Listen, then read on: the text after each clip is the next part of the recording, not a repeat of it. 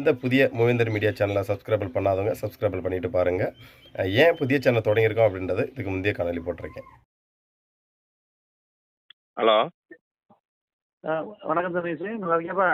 நல்லா இருக்கேண்ணே. ஆனா இப்ப ஆ, நியூஸ் வந்து பார்த்தேன். நீங்களும் அந்த பிரஸ் மீட் கொடுத்துருந்தீங்க கலெக்டரேட்ல வந்துட்டு. நம்ம ஆமாப்பா. பசங்க காலைல 5 மணிக்கு வந்து காவல்துறை வந்து இந்த மாதிரி கைது செஞ்சா வந்து சொல்லப்படுது. என்ன ரீசன், எதனால வந்து கைது செஞ்சிருக்காங்க? இப்ப நம்ம தீபக் உடலை வந்து ஊர்வலமா அந்த ஹைகிரவுண்ட் ஹாஸ்பிட்டல்ல இருந்து ம் நம்ம வாழக்குளத்துக்கு கொண்டு போனோம்ல. ம் அவன் கொண்டு போகும்போது அதுல ஊர்வலமா வந்து போயிட்டு இருந்த டூ வீலர்கள், ம் அந்த கார்ல வந்தவங்க எல்லாமே மெதுவாகவே போய் ஒரு அந்த ரோடை வந்து பிளாக் பண்ணி போன மாதிரி, ம் தேசிய நெடுஞ்சாலையை வந்து நம்ம பிளாக் பண்ணி போனதுனால ம் வந்து இந்த இளைஞர்கள் மேல அந்த வீடியோ ஃபுட்டேஜ் வச்சிருப்பாங்கல்ல, எடுத்துருப்பாங்கல்ல, ஆமா. அதன் அடிப்படையில் வந்து அவங்க வந்து வண்டி நம்பர் நோட் பண்ணி ம் எஃப்ஐஆர் போட்டிருக்காங்க. இப்போ பாளையங்கோட்டை ஸ்டேஷனு, பெருமாள்புரம் ஸ்டேஷனு, ஆ இதே போல் சிட்டிக்குள்ள இருக்கிற ஸ்டேஷனு, புறநகரில் விஜயநாராயணம், ம் மூன்றடைப்பு, ம் இது போல் காவல் நிலையங்களில் வந்து வழக்கு பதிவு செஞ்சுருக்காங்க. சரி. இதில் அதிகாலையிலேயே வந்து ஆ நம்ம இளைஞர்கள் வந்து நிறைய பேரை வந்து விசாரணைக்கு பேரில் தூக்கிட்டு இருப்பாங்க போல. சரிண்ணே. ஆமாம், அது சம்மந்தமாக தான் நான் இன்னைக்கு வந்து மாவட்ட கண்காணிப்பாளரை பார்த்தோம். சரிங்கண்ணே. அவர்கிட்ட வந்து சார் அவங்கள வந்து நாங்கள் வந்து உங்களுக்கு வந்து ம் சரியான முறையில் வந்து ஒத்துழைப்பு கொடுத்து தான் நம்ம வந்து அந்த ஊர்வலம் அந்த இதில் நாங்கள் வந்தோம். ஆ இப்போ வந்து எஃப்ஐஆர் போட்டு பசங்களை அரெஸ்ட் பண்ணால் என்ன சார் நியாயம்னு சொல்லி அவங்ககிட்ட கேட்டோம். சரிண்ணே. அவர் வந்து சார் இல்லை சார், நீங்கள் வந்து அந்த 4 மணி நேரம் வந்து தேசிய நெடுஞ்சாலையை மறைச்சிட்டீங்க. ஆ இது வந்து எனக்கு வந்து மேலதிகாரிகள்லாம் வந்து எங்கிட்ட வந்து கேள்வி கேட்டதுக்காக இப்போ நாளைக்கு வந்து நாட்டு சமூகம் வந்து ஆ அதே போல் வந்து போனால் அவங்க மேலே அவங்க மேலே மட்டும் ஒன்றும் பண்ணாமல் விட்டீங்க அப்படின்னு சொல்லுவாங்க அப்படி இப்படின்னு சொல்லி சொன்னார். ம் அதை இப்போ பிடிச்சிக்கிற பசங்களை வந்து விசாரிச்சுட்டு இங்கே விட்டுறணும், ம் அதில் வெஹிக்கிள் கூட ரிமூவ் பண்ணாங்க சார் அப்படின்னு சொன்னோம். ஆ மேற்கொண்டு இனிமேல் எந்த வெஹிக்கிளையும் ம் நீங்கள் வந்து இது பண்ணக்கூடாதுன்னு சொல்லி சொன்னோம். ஆ நான் பேசுகிறேன் அப்படின்னு சொல்லி சொன்னார் அவர். சரிண்ணே. சரி. அப்புறமா மாவட்ட ஆட்சியர்கிட்ட போய் சொன்னோம். சரிங்கண்ணே. அவரும் வந்து நாங்கள் விசாரணை பண்ணிட்டு ம் என்னன்னு பார்த்து சொல்கிறோம் அப்படின்னு சொல்லி அவரும் சொன்னாப்புல. சரிங்கண்ணே. இப்போ வந்து நம்ம இளைஞர்கள் 4 பேரும் ரிமாண்ட் பண்ணியிருக்காங்க போல. சரிங்கண்ணே. மேலே வந்து நம்ம மக்கள் மேலே அதான் இப்ப ஒரு 50 பேர் மேல வந்து கைது பண்ணி தூக்கிட்டு போயிருக்காங்க அப்படின்ற மாதிரி இப்ப அங்க உள்ள பசங்க ஒரு சில பேர் சொன்னாங்க. நிறைய பேரை வந்து விடுவிச்சிருக்காங்க.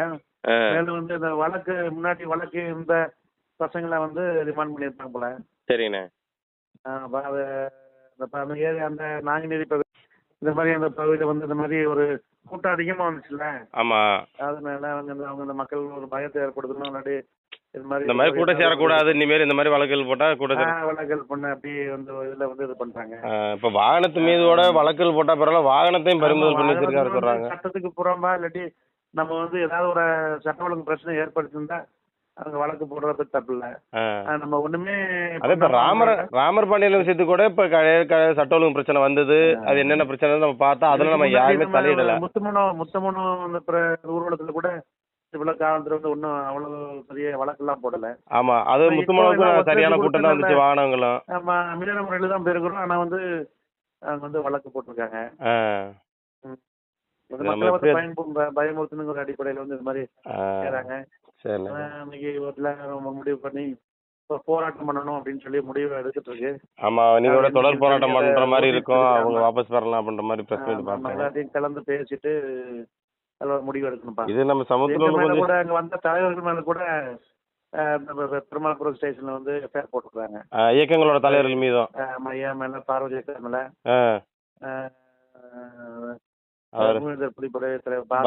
பாஸ்கரன் மீது, விடுதலை சிறுத்தைகள் பொறுப்பாளர்கள் மேல, புதிய பொறுப்பாளர்கள் மேலாம் போட்டுருக்காங்க.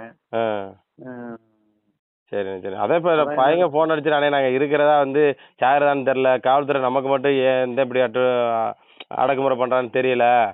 அதாவது படிக்கூடிய இளைஞர் மீதெல்லாம் வந்து பாத்தீங்கன்னா வழக்குல போடுறாங்க அப்ப நம்ம சொல்றோம். அந்த அக்காவோட ஒரு பிரஸ் மீட் கொடுத்த பார்த்தேன். வந்து நம்ம அந்த கூட்டத்தை ஒழுங்குபடுத்துக்காக நம்ம இறங்கி நடந்து அவங்கள விரைவா போக சொல்றதுக்காக இது பண்றோம்.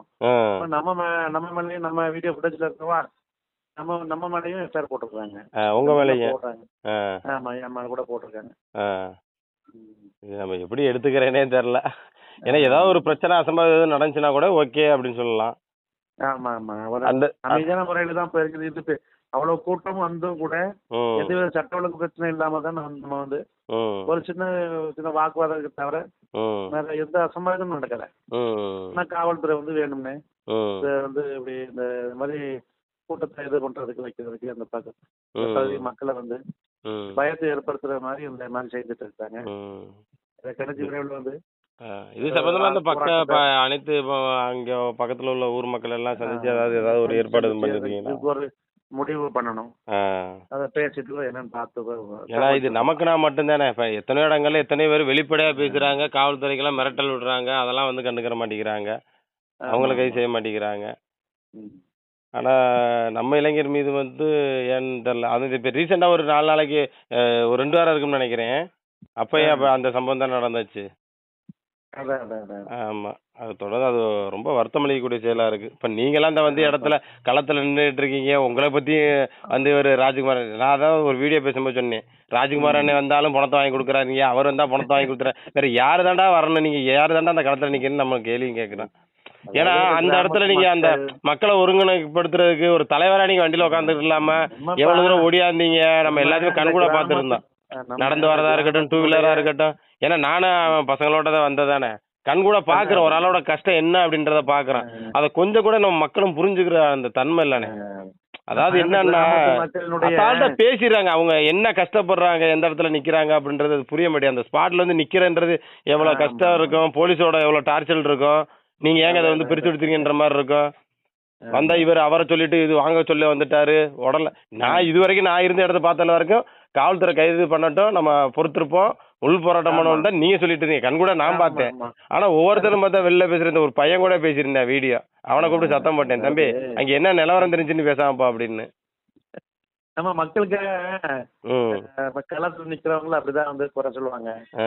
நம்ம வந்து அந்த கிராமத்துல உள்ள பெரியவங்க அந்த முத்துமனோ பிரச்சனையில 78 நாள் போராட்டம் நடந்ததுனால காவல்துறை வந்து அந்த 4 பகுதியே வந்து ஒரு ஒரு பயமுறுத்துற எந்த ஒரு பிரச்சனை இருந்தாலும் சரி நம்மளுக்கு ஆதரவா இல்லாம அதே மாதிரி ஒரு சூழ்நிலையை எடுக்க ஆரம்பிச்சிட்டாங்க. ஏன்னா இவங்களை வந்து இது பண்ணணும், கட்டுப்படுத்தணும், பயமுறுத்தணும், அந்த பிரச்சனையோட இதே போல சூழ்நிலை அங்க நிலவுறதுனா மக்கள்லாம் வந்து போராடுறதுக்கு தயாராகாத ஒரு சூழ்நிலை இருக்காங்க. இப்போ அவங்கள வந்து நம்ம தைரியப்படுத்தி கொண்டு வரணும். ஆகுளத்துல வந்து இந்த மக்கள் கூட வந்து ஒரு இதுல அச்சத்துல தான் இருக்கிறாங்க. ஏற்கனவே வந்து எல்லா மேல வழக்கு போட்டிருக்காங்க, அதாவது போராட்டத்துக்குலாம் தயாராக தான் இருந்தாங்க. நம்ம அவங்களெல்லாம் கருத்துல கொண்டு தான் நம்ம வந்து 7 நாள் நம்ம வந்து பாடிய உடலை வாங்காமலே நம்ம வந்து போராட்டம் பண்ணிட்டு இருந்தோம். அந்த அதுக்கு பிறகு அந்த குற்றவாளிகள்லாம் கைது பண்ண பிறகுதான், முக்கியமான குற்றவாளிகளை கைது பண்ணி பிறகுதான் நம்ம வந்து என்ன பண்ணோம்னா அந்த ஊர்க்காரங்க அவங்க உறவினர்கள் எல்லாரும் ஆலோசனை பண்ணி இந்த சங்கத்துக்காரங்க எல்லாம் பண்ணி தான் நம்ம எடுத்தோம். நம்ம வந்து ஒரு உடலை வந்து ரொம்ப நாள் வச்சிருக்க முடியாதுல்ல. கண்டிப்பா கண்டிப்பா. நம்ம வந்து அதன் அடிப்படையில தான் நம்ம வந்து அதை இது பண்ணணும்.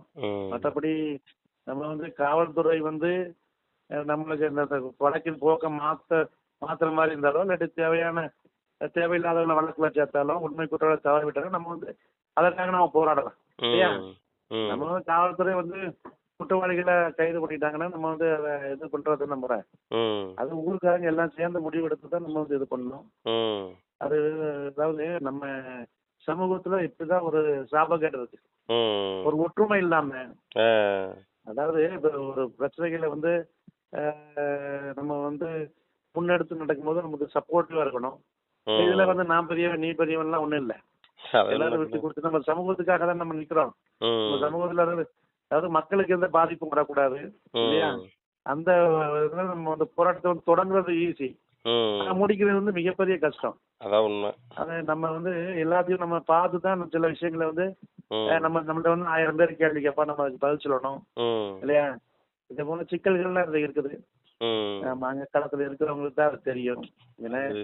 ரொம்ப எனக்கு அதை பத்தி எல்லாம் பேசும்போது எனக்கு ரொம்ப மனசு கஷ்டமா இருக்கு. தேவையில்லாம எல்லாத்தையுமே வந்து எந்த தலைவர் வந்தாலும் இது சொல்றாங்க அப்படின்னா வேற யாருதே வரணும்னு எதிர்பார்க்கிறாங்க. நம்மளோட பயணப்பட்டவங்க தான் நம்மளை பத்தி தெரியும்.